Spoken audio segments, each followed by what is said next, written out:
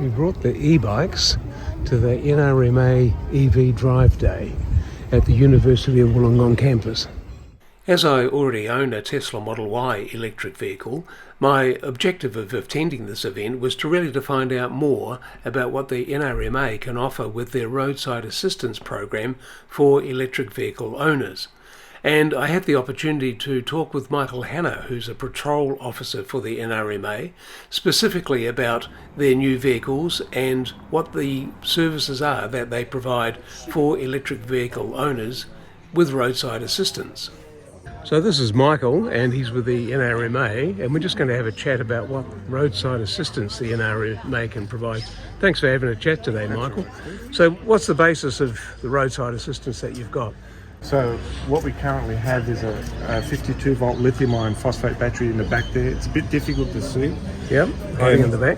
Yeah, right down the back there. Oh yeah. Under the ridge ramp. And that's connected to our inverter. There's a control box, and then it just goes through a granny charger. So what we can give you is a 7 kilowatt charge. It's a 7 kilowatt system. Yep. So it takes roughly 20 minutes to about half an hour, and we can give you roughly about 8 to 10 kilometres charge. So right. If you're anywhere within 8 to 10 kilometres, when you call us, and the call takers will usually actually determine whether this is suitable, then you either get someone like me that can hopefully give you a charge to get to the nearest charger, or you get a tow truck. So it really does depend on where you're broken down. Get you out of trouble. That's so, it. That's in an underground car park. This is an ideal sort of situation. And do you actually find many electric vehicles that get so depleted they can't move, and you have to do? No. And the reason for that is most drivers are aware of how much they have, and it'll go through turtle mode before it actually runs out. So no, most drivers or owners don't run out of charge. The people we envisage to see are the people that either lease the vehicles, or actually, or the children of, the parents give the kids a car and take it for a drive, and they're the ones that I found with my Tesla Model Y it's pretty hard to actually get to the point where you're totally out of juice. You really can. You get so many alerts and warnings, and then partial shutdowns of the system, so that it's economising on electricity use. So that's good. And you were saying also about puncture repair services, and we were just talking about... we do have a puncture repair kit. So it does depend. Association patrols will carry these kits. And they're puncture repair kits. So depending on where in the tread, if it's in the side wall, we're not going to do a repair on it. If it's in the shoulder, again, not going to do a repair. It depends if the vehicle's actually been run flat, then chances are we're not going to do the repair. So it does depend on what kind of condition the tire's in, and we can do a repair on that. Okay, good. And do you do a patch, or do you actually put these are plugs. A bottle of plugs, are they?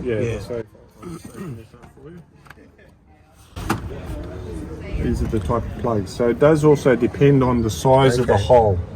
Right. So and this is the same, I imagine, for an electric vehicle versus a combustion vehicle. Is it same service you're providing? Yeah, correct. If it's a run flat tyre, we can't do it on a run flat tyre. Right. Okay. But regular ordinary tyres, we can, under certain circumstances. The Tesla I've got has got a pneumatic pump and a bottle of stuff which seals the hole. But I think there's some downsides to that, isn't it? You can... the goo has a certain lifespan. It's got a use by date on a lot of the goo, not all of them. And also, it can go to wherever the nail is. That's where the goo goes to seal up that tyre. The problem is then it puts the wheel out of balance. Out of balance. So there's an issue there. So if you're getting the tyre repaired, it'll have to be removed off the rim, and they're going to scrape all that out. So at best it's a temporary repair. It's not intended as a permanent sort of fix. Correct. Okay. No, that's great. Well, that's wonderful, Michael. Well, thanks very much for that. So it's good to know we can call. So do you have to be an NRMA member, or can non-members call you up, or how does that work? No, you've got to be a member to get this. Right, okay. That's right. They don't subcontract to Tesla or anything? No. If you're caught on the side of the road and you phoned NRMA and you're not a member, Can you become a member on the Yeah, spot? you can. Yeah. That's good to know, isn't it? Yeah, there'd be an access to that, but Yeah, okay. it's available. Wonderful.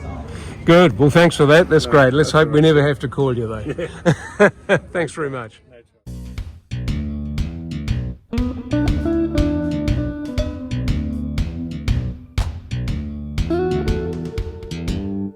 G'day and welcome to Steve's Tesla. This is my channel dedicated to electric vehicles and renewable energy. Subscribe now and let's drive.